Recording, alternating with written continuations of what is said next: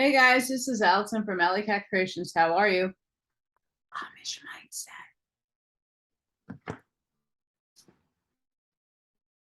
If you could please like, share, and subscribe, that would be super amazing. And I want to thank everybody who's been donating and helping me out. Still no word yet on when my house is closing. Was supposed to get a contract today in the email to sign. Didn't get it. Co-host one is hanging out on the other armchair, so I have my space to use my mouse.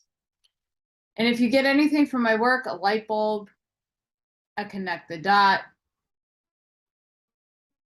an epiphany, a new author, a new book to read, please consider supporting me and my work so that I can continue doing this. I also have I have a link dropped down below with how you can do that. And I have a Give, Send, Go for my moving fund. I can't do anything until after checks are cleared in my account. So even though I close and I get checks, I have to be out before then so that I am not going to be charged an exorbitant amount to stay in my house, which was an offer for me at a very high rate. So I need to get myself into a storage facility and I need a hotel. And I have to do it all myself, which is great, but I still don't have the money to do it beforehand. So that's where my dilemma is at the moment in time. So if you can help me out, that'd be great. If not, share, like, and subscribe. I'm looking at my numbers and I'm not seeing too many likes. Do I suck that bad? I mean, I know not everybody's going to resonate with all the books that I read or all the content that's out. But come on now, support. So today I am going to continue reading Stanza 5 from the Secret Doctrine by Blavatsky. Now, this book is amazing. It's humongous. There's 2 parts to this book. So take it with a grain of salt. And for those of you who are loving Blavatsky, kudos to you. Because there's a lot of good stuff in here. But again, take what resonates to you. But I think reading a lot of these books that I'm reading, that a lot of people are like, oh, it's occulty, or it's esoteric, or it's out of sorts. A lot of people don't give credence to this. There is a lot of truth in here. Truths that we need to pluck out. And everybody's going to see the truth in a different light. But everything that I've been reading so far is connecting to what a lot of people are putting out now. But this stuff has been out for a long time. It's just coming back into the ether and in consciousness. So, Stanza 5. Fohat takes 5 strides, having already taken the first 3, and builds a winged wheel at each corner of the square for the 4 holy ones and their armies. The strides, as already explained, refer to both the cosmic and the human principles, the later of which consist in the exoteric division of 3, spirit, soul, and body, and in the esoteric calculation of 7 principles, 3 rays of the essence and 4 aspects. Those who have studied Mr. Senet's esoteric Buddhism can easily grasp the non-molecular, I think I said that right.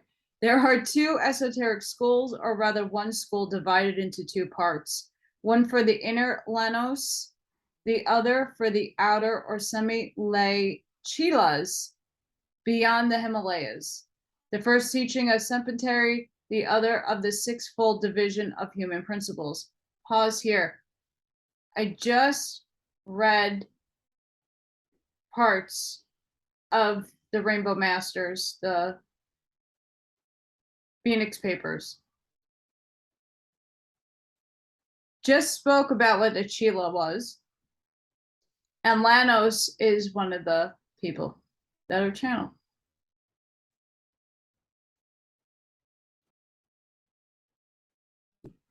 So just food for thought that this holds a little bit, because it's crossing into a lot of other things here. From a cosmic point of view, Fohat taking 5 strides refers here to the 5 upper planes of consciousness and being, the 6th and the 7th counting downwards, being the astral and the terrestrial, or the 2 lower planes. 4 winged wheels at each corner for the 4 holy ones and their armies, hosts. Those are the 4 Maharajas, or great kings of the Dayan Kohans, also in the Phoenix Papers.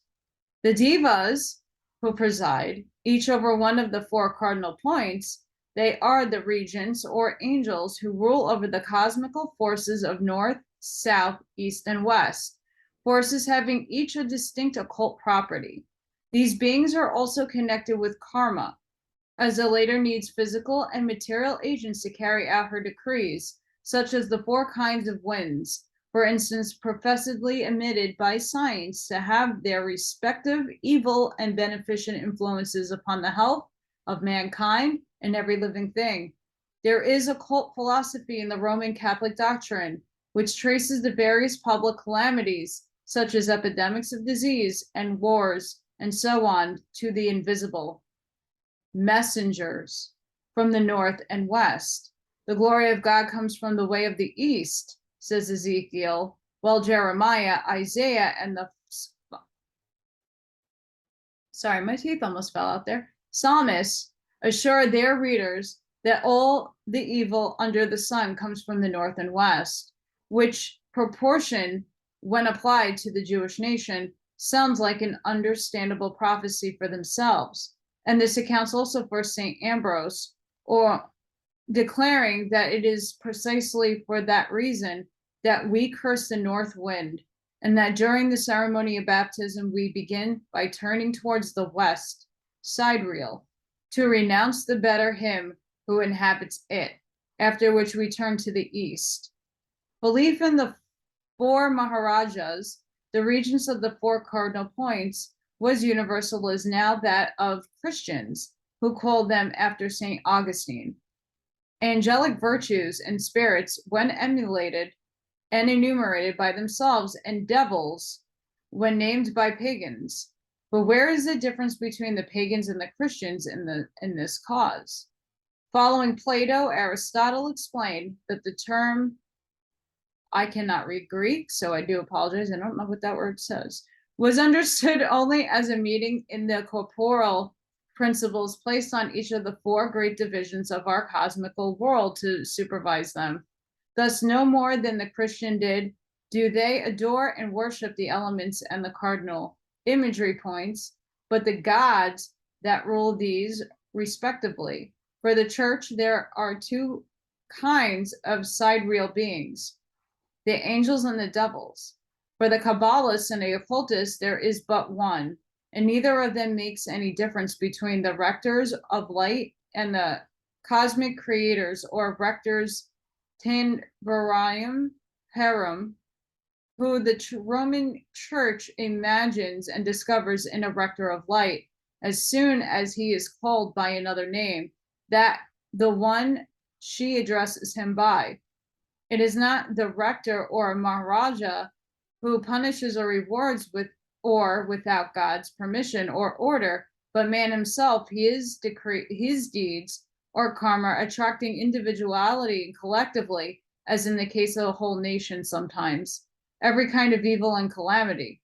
We produce causes, and these awaken the corresponding powers in the sidereal world, which powers are magically and irresistibly attracted to and react upon those who pronounced these causes, whether such a person's or practically the evildoers are simply thinkers who brood mischief. Thought is matter. We are taught by modern science, and every particle of existing matter must be a register of all that has happened, as in their principles of science, mesures, javans, and baggage tell the profane. Modern science is drawn more every day into the maelstrom of occultism. Unconsciously, no doubt, was still very sensible. The two main theories of science, the relations between mind and matter, are monism and materialism. These two cover the whole ground in negative psychology, with the exception of the quasi-occult views of the pantheistic German schools. In the Egyptian temples, according to Clemens Alexandrinus, an immense curtain separated the tabernacle from the place for the congregation. The Jews had the same. In both, the curtain was drawn over 5 pillars, the pentacle, symbolizing our 5 senses and root races esoterically, while the 4 colors of the curtain represented the 4 cardinal points and the 4 terrestrial elements. The whole was an allegorical symbol. It is through the 4 high rulers over the 4 points and elements that our 5 senses may become cognizant of the hidden truths of nature, and not at all, as Clemens would have it, that it is the elements per se that furnished the pagans with divine knowledge, or the knowledge of God. While the Egyptian emblem was spiritual, that of the Jews was purely materialistic, and indeed honored only the blind elements and the imaginary points for what was the meaning of the square tabernacle raised by Moses in the wilderness. If it had not the same cosmical significance. Thou shalt make an hanging of blue, purple, and scarlet, and 5 pillars of shittim. I'm not making that word up. Shittim, word for the hanging, 4 brazen rings in the 4 corners thereof, boards of fine wood for the 4 sides, north, south, west, and east, and the tabernacle with cherubims of cunning work. The tabernacle in the square courtyard, cherubim and all, were precisely the same as those in the Egyptian temples. The square form of the tabernacle meant just the same thing as it still means to this day. In the esoteric worship of the Chinese and Tibetans, the 4 cardinal points signifying that which the 4 sides of the pyramids, obelisks, and other such square erections mean. Jophus takes care to explain the whole thing.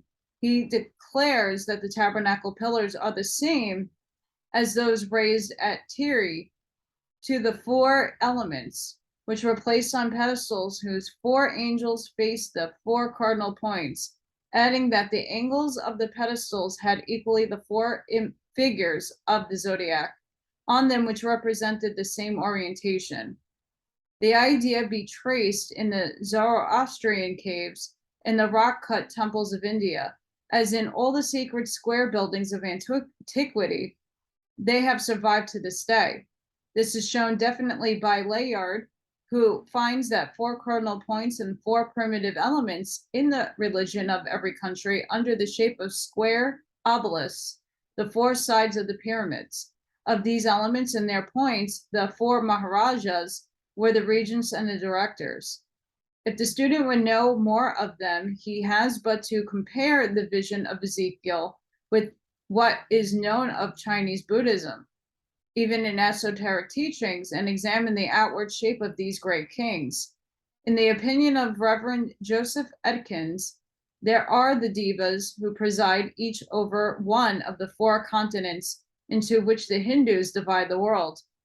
Each leads an army of spiritual beings to protect mankind in Buddhism. With the exception of favoritism towards Buddhism, the 4 celestial beings are precisely this. They are the protectors of mankind and also the agents of karma on earth, whereas the Lipka are concerned with humanity's hereafter. At the same time, they are the 4 living creatures, who have the likeness of man of Ezekiel's vision, called by the translators of the Bible cherubim, seraphim, and the occultists the winged globes, the fiery wheels, and the Hindu pantheon by a number of different names. All these Dharanhavas, the sweet songsters, the Asaris, Kinnaras, and Nagas are the allegorical descriptions of the four Maharajas. The seraphim are the fiery serpents of heaven, which we find in a passage describing Mount Meru as the exalted mass of glory, the vulnerable haunt of gods and heavenly shoysters, not to be reached by sinful men, but because guarded by serpents. They are called the Avengers and the Winged Wheels. Their mission and character being explained, let us see what the Christian Bible interpreters say as the cherubim. The road signifies in Hebrew fullness of knowledge. These angels are so called from their exquisite knowledge, and were therefore used for the punishment of men who affected divine knowledge. Very well and vague as the information is, it shows that the cherub placed at the gate of a garden of Eden after the fall suggests the vulnerable interpreters the idea of punishment connected with the forbidden science or divine knowledge, one that generally leads to another.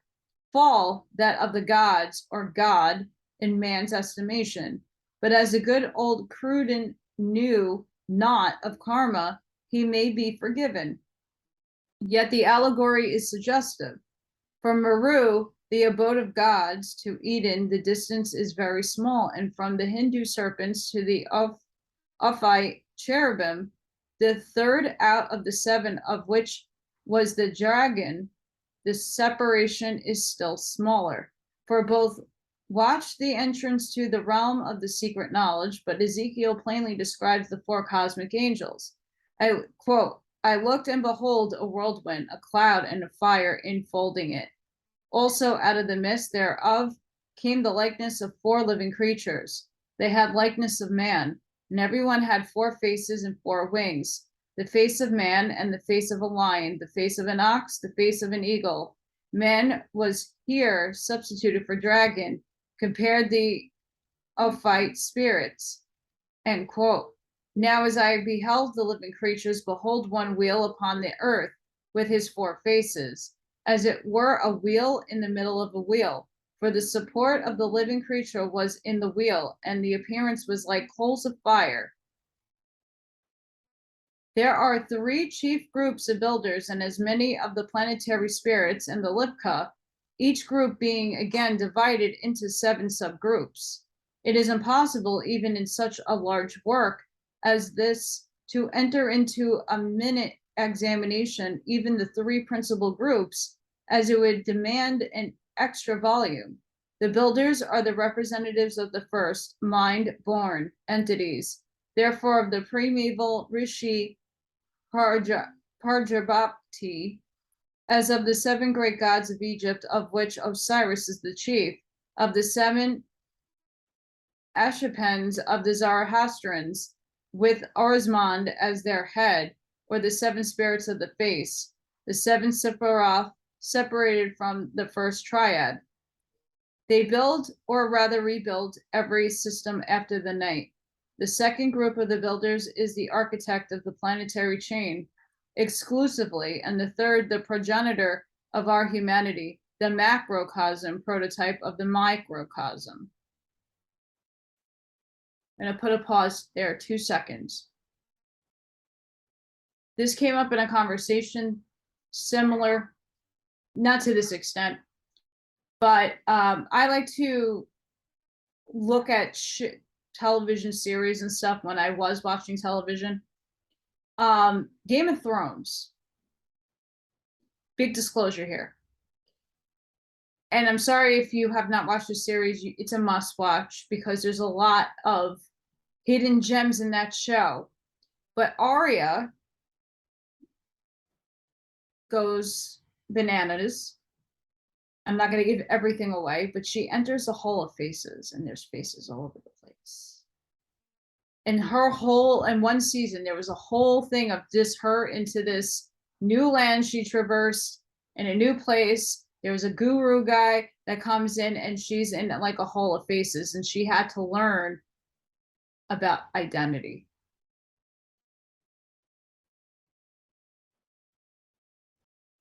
Very similar to this. Very similar. Back to the book. The planetary spirits are the informing spirits of the stars in general, and the planets especially. They rule in the destinies of man, who are all born under one or another of their constellations. The second and third groups pertaining to other systems have the same function and are all rule various departments in nature. In the Hindu esoteric pantheon, there are the guardian deities who preside over the 8 points of the compass, the 4 cardinal and the 4 intermediate points, and are called Loka Palas, supporters or guardians of the world, in our visible cosmos, of which India east, Yama south, Varnu west, and Kurvera north are the chief, their elephants and their spouses, pertaining, of course, to the fancy and afterthought, though of all of them they have occult significance. The Lipka are the spirits of the universe, whereas the builders are only our own planetary deities, the former belonging to most occult proportion of cosmogonies, which cannot be given here. Whether the adepts, even the highest, know this angelic order in the completeness of its triple degrees, or only the lower one connected with the records of our world, is something which the writer is unprepared to say, and she would incline rather to the latter supposition. Of its highest grade, one thing only is taught. The Lipka are connected with the karma, being its direct recorders.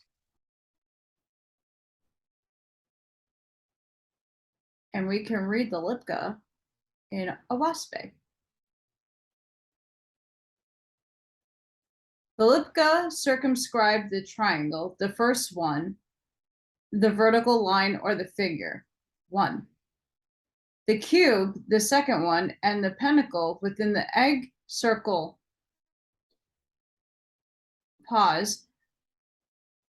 The keys to the universe and the key to destiny have broken down the mathematics and do quote from Blavatsky a lot in their book.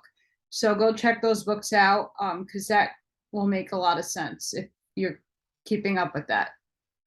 It is the ring called pass not, for those who descend and ascend, as also for those who during the Kapla and progressing toward the great day be with us.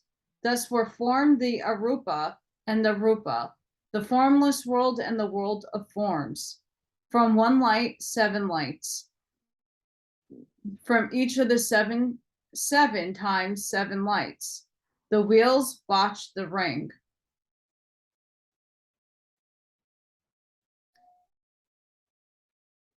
Game of Thrones again. The stanza proceeds with a minute classification of the orders of angelic hierarchy. From the group of 4 and 7 emanates the mind-born group of 10 or 12 or 21.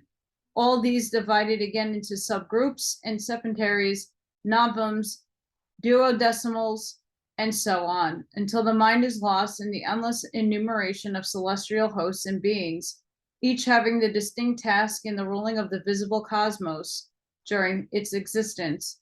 You can go check out the Urantia book for all of that fun.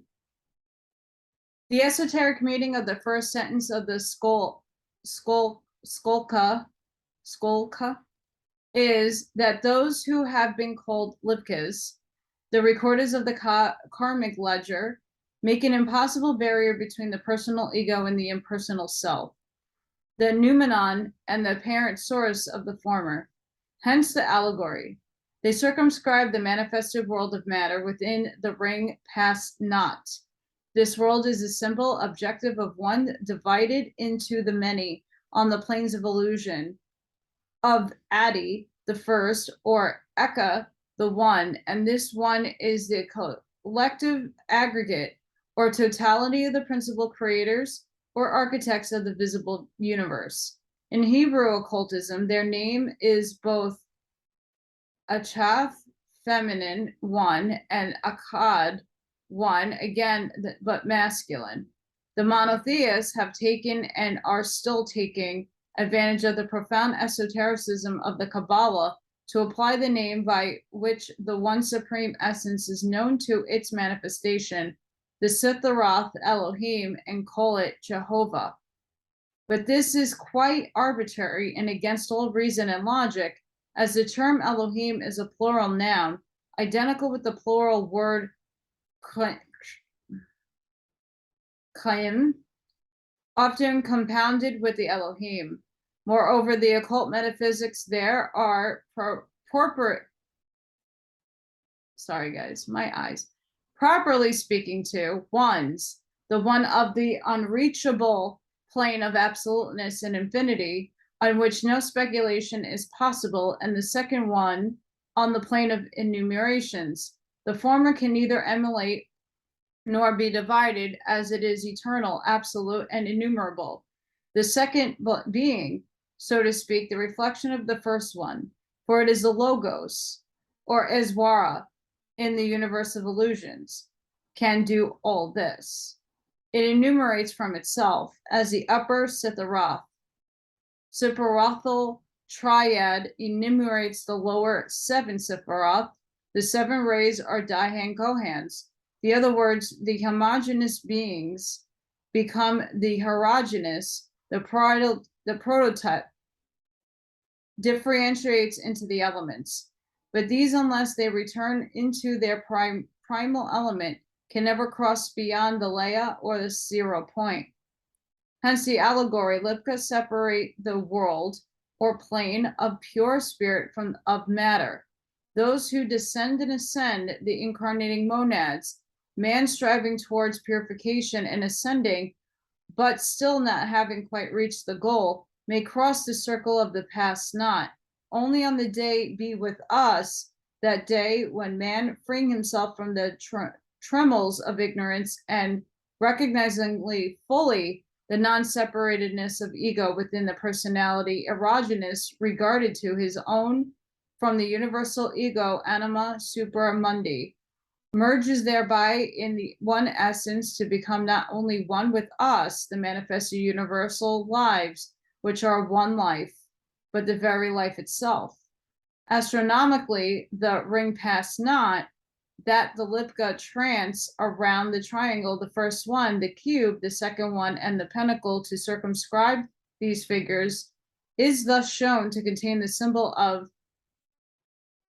31,415 again, or the coefficient constantly used in mathematical tables, the value of pi, the geometrical figures standing here for numerical figures. According to the general philosophic teachings, this ring is beyond the region of what are called nebulae in astronomy. But this is an erogenous concept, as that of the typographical and the descriptions given in Puranic and other esoteric scriptures about the 1008 worlds of the Divalaka worlds and firmaments. There are worlds, of course, in the esoteric as well as the profane scientific teachings at such incalculable distances that the light of the nearest of them, which has just reached our modern Chaldeans, had left the luminary long before the day on which the words, "Let there be light," were pronounced. But these are no worlds on the Devalak plane, but of our cosmos. The chemist goes to the Leia, or 0 point, of the plane of matter with which he deals, and then stops short. The physicist or the astronomer counts by billions and millions beyond the nebulae, and then they also stop short. The self-initiated occultist will represent this Leia point to himself as existing on some plane which, if not physical, is still conceivable to the human intellect. But the full initiate knows that the ring past not is neither a locality nor can it be measured by distance, but that it exists in the absoluteness of infinity. In this infinity of the full initiate, there is neither height, breadth, nor thickness, but all is fathomless profundity, reaching down from the physical to the para-metaphysical. In using the word down, essential depth, nowhere and everywhere is meant not depth of physical matter.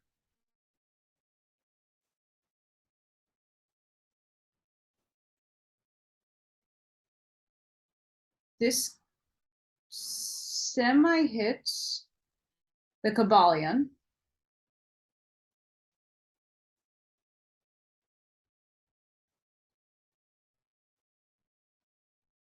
Yeah. But this is very true. Very, very true. In my eyes. If one searches carefully through the esoteric and grossly anthropomorphic allegories of popular religions, even in these, the doctrine embodied in the circle of the past not, thus guarded by the Lipka, may be dimly perceived. Thus one finds it even in the teachings of the Benedictine sect of the, oh my goodness, Vishtuvata. Sorry, guys. I'm not trying to. I'm not going to get that. The most tenaciously anthropomorphic in all India. For we read of the released soul that after reaching moksha, a state of bliss, meaning release from the bandha or bondage, bliss is enjoyed by it in a place called Paramafada, which place is not material, the made of Sudaswata, the essence of which the body of Iswara, the Lord, is formed. These muktas, or javatmas monads, who have obtained moksha, are never again subject to the qualities or either matter nor or of karma. But if they chose for the sake of doing good to the world, they may incarnate on earth. The way to Paramapadha, or the immaterial worlds, from this world is called the Vanya. When a person has obtained moksha, the body dies. The Java soul goes with Sukshma, Surya, from the heart of the body to the Brahma Maranda, to the crown of the head, traversing Shushuma, a nerve connecting to the heart with the Brahma Mandara. The Java breaks through the Brahmaranda and goes to the region of the sun through the solar rays. Then it goes through a dark spot in the sun to Paramapaha. The Java is directed on its way to the supreme wisdom acquired by yoga. The Java thus proceeds to Paramapada by the aid of another word I can't get. I'm sorry, guys. I butcher Indian language by no leaps and bounds. It's very embarrassing and very frustrating. At Vahakas, maybe, sorry, bearers in transit, known by the names of Archihas, Aditya, Prahajati, the Arkshis, here mentioned are the certain pure souls. No spirit except the recorders, the Lipka, has ever crossed its forbidden line, nor will any do so until the day of the next Prayalaya, for it is the boundary that separates the finite, however infinite in man's sight, from the truly infinite. The spirits referred to, therefore, as those who ascend and descend, are the hosts of that who loosely calls celestial beings, but they are in fact nothing of the kind. They are entities of the higher worlds in the hierarchy of beings. so immeasurably high that to us they must appear as gods and collectively God. But so we, mortal men, must appear to the ant, which reason on the scale of its special capacities. The ant may also, for all we know, see the avenging finger of a personal God in the hand of the urchin, who is one moment under the impulse of mischief, destroys its anthill, the labor of many weeks, long years, in the chronology of insects, the ant feeling its acutely and attributing the undeserved calamity to the combination of providence and sin, may also, like man, see it in the result of the sin of its first parent. Who knows and who can affirm or deny?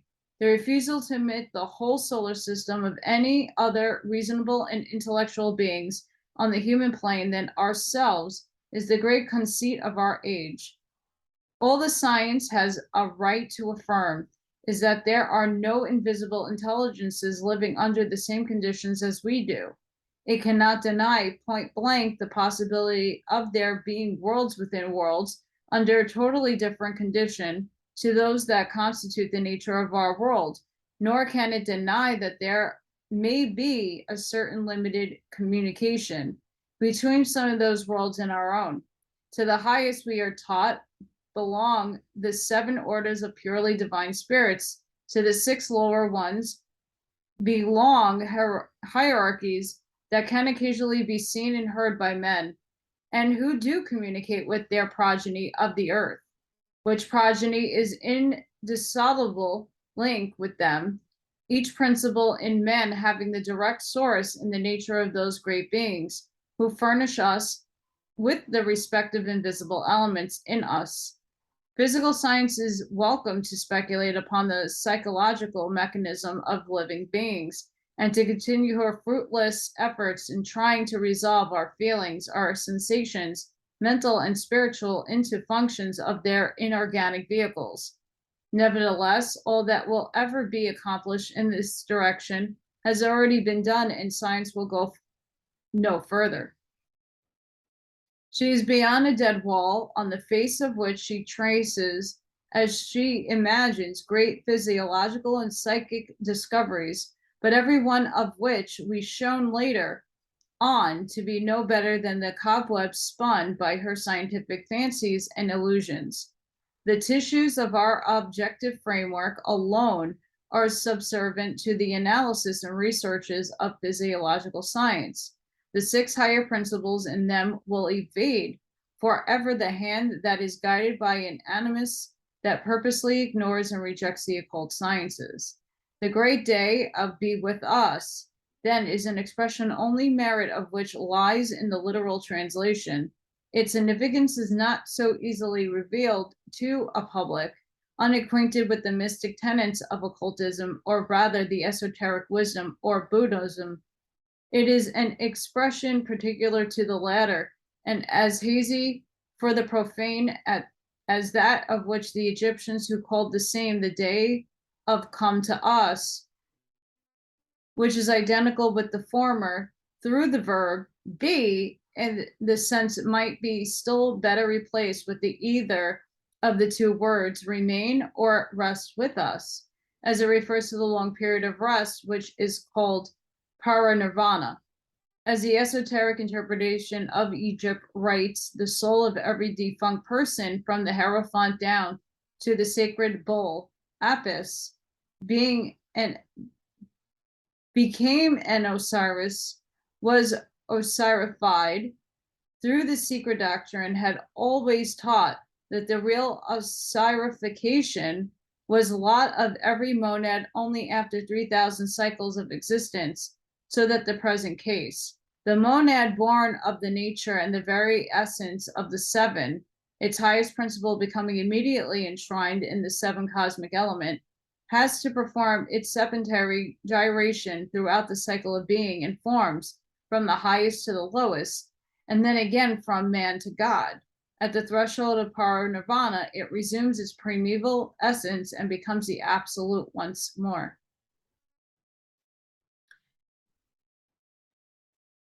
Pause. I highly suggest, if anybody is interested in understanding the monad and all of that, Morg Official has Hyperionism, and he uses in his earlier work, he talks about the monad and how that mathematically equates into things. I think it's very fascinating. He uses ontological mathematics and a lot of esoteric knowledge within his work. I don't agree on all his political stances and things, but I do get and understand the grasp of a lot of his work, and it's rather genius. So go check him out. I think it's important to support others, and just check it out. You might resonate, you might not. I don't resonate with everything he says or puts out, but he reads a lot of very interesting books like I do, and he applies his Hyperionism with the monad, and he really goes into depth what the monad is. So I find that very highly interesting. Go check it out. And we're going to start stanza 6. Start. Stanza 6. And again, there are going to be some names and words that I'm not pronouncing properly, and I do apologize. I'm battling my teeth right now, and it's not an excuse. I really can't project certain words. I might have a growth or a tumor or something next to this that falls down. That's also inhibiting things. So yeah.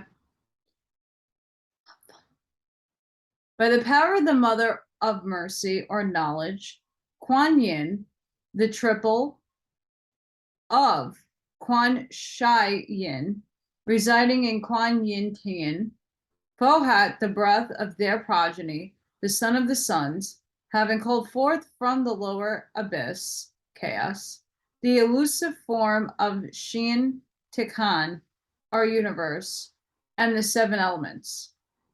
The Mother of Mercy and Knowledge is called the triple of Quan Shai Yin, because in her correlations, metaphysical and cosmological, she is the mother of the wife of the daughter of the Logos, just as the later theological translation, she became the Father, Son, and the female Holy Spirit. The Sakti, or energy, the essence of the 3.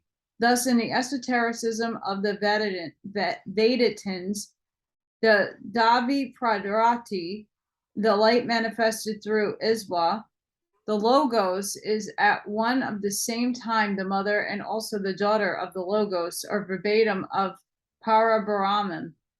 While in that of the trans-Himalayan teachings, it is in the hierarchy of our allegorical and metaphysical theogony, the mother or abstract ideal matter, Mala Prarakti, and the root of nature from the metaphysical standpoint in correlation of Adi Baruta manifests in the Logos. And from the purely occult and cosmological Fohat, the son of the sun, the androgynous energy resulting from this light of the Logos, and which manifests in the plane of the objective universe as the hidden as much as the revealed electricity, which is life. Kuan Yin Tian means the melodious heaven of sound. Yeah, that's not coming out either the right way. The abode of Kuan Yin, or the divine voice, literally, the voice is a synonym of the verbatim of the word speech as the expression of thought. Thus may be traced the connection with and even the origin of the Hebrew Beth Kol, the daughter of the divine voice, or verbum, or the male and female Logos, the heavenly man, or Adam Kadmon, who is at the same time Sifra. The later was surely anticipated for the Hindu Vach, the goddess of speech, or of the word. For Vach, the daughter and the female portion, as it is stated, of Brahma, one generated by the gods, is in company with Kuan Yin, with Isis, also the daughter, wife, and sister of Osiris, and other goddess, the female Logos, so to speak, the goddess of the active forces in nature, the word, voice, or sound in speech. If Kuan Yin is the melodious voice, so is Vak, the melodious cow, who milked forth sustenance and water, the female principle who yields us nourishment and substance as Mother Nature. She is associated in the work of creation with the Prajapati. She is male and female ad libitum as Eve with Adam. She is the form of Aditi, the principle higher than ether in Akasha, the synthesis of all the forces of nature. Thus, Vak and Kuan Yin are both the magic potency of occult sound in nature and ether, which voice calls forth Sin Tichan, the elusive form of the universe out of chaos in the seven elements. Thus, in Manu, Brahma, the Logos also shown dividing his body into two parts, male and female, creating in the latter, who is Vak, Vraji, who is himself, or Brahma again. It is in this way a learned Vedantin occultist speaking of the goddess, explaining the reason why Iswara or Brahma is called verbum or logos, why in fact it is called Sabha Brahman. The explanation I am going to give you will appear thoroughly mystical, but if mystical, it has a tremendous significance when properly understood. Our old writers said that Vak is of four kinds. Varakari Vak is what we utter. Every kind of Varaki Vak exists in its Madhyam, further in Parasati, Pasayati, and ultimately in Paraform. The reason why this Pravana is called Vak is this, that the four principles of the great cosmos correspond to these four forms of Vak. Now that the whole manifested solar system exists in the Shushama form in the light of energy of the Logos, because its energy is caught up and transferred it to cosmic matter. The whole cosmos, in its objective form, the Varkaki Vak, the light of the Logos, is the Madhyama form, and the Logos itself, the Prasayati form, and the Para Brahman, the Para, from the aspect of the Vak. It is by the light of the explanation that we must try to understand certain statements made by various philosophers to the effect that the manifested cosmos is the verbum manifested as cosmos. And this is all from the Bhagavad Gita.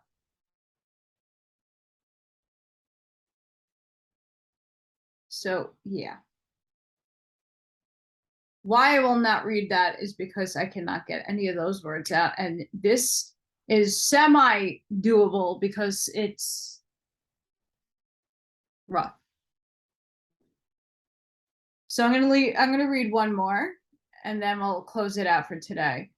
The swift and the radiant one produces the seven Layu centers, against which none will prevail to the great day be with us, and seats the universe on the eternal foundation surrounding Sin Chichen with the elemental germs.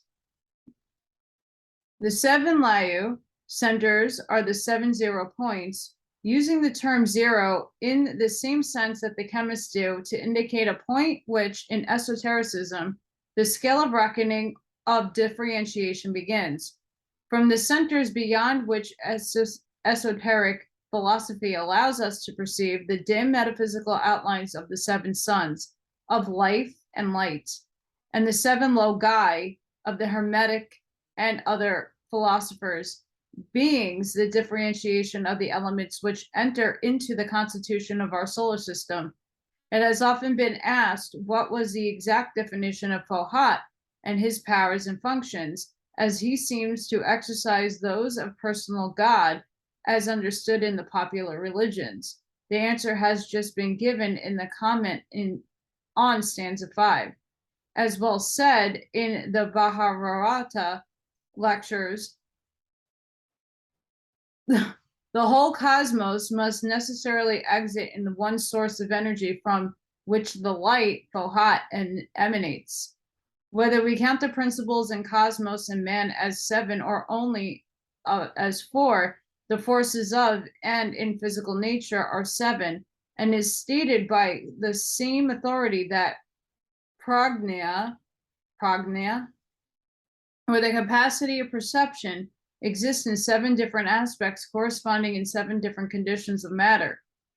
For just as a human being is composed of 7 principles, differentiated matter in the solar system exists in 7 different conditions, so does Fohat.